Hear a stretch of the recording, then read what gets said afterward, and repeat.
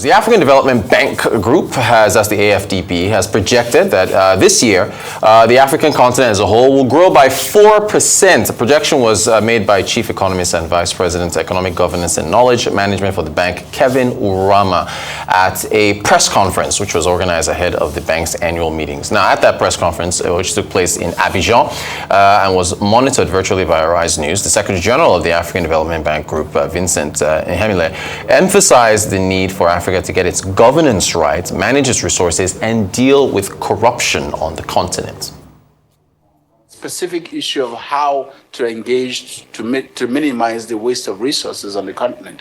And the bank, in its dialogue with member countries, continue to emphasize good governance in the application of resources. So Africa must come to that point where it sees governance as a very serious instrument for the economic transformation of the continent. And the bank does emphasize that and works closely with each member country to do that. So, and it's also every citizen's responsibility to ensure that Africa is transforms well in each space where we are. It's also the province of private sector. The Africa's resilience story is now well known in the sense that despite all the global shocks that buffets the continent, a lot of which are not caused by the countries, African economies continue to rebound and continue to grow significantly every year.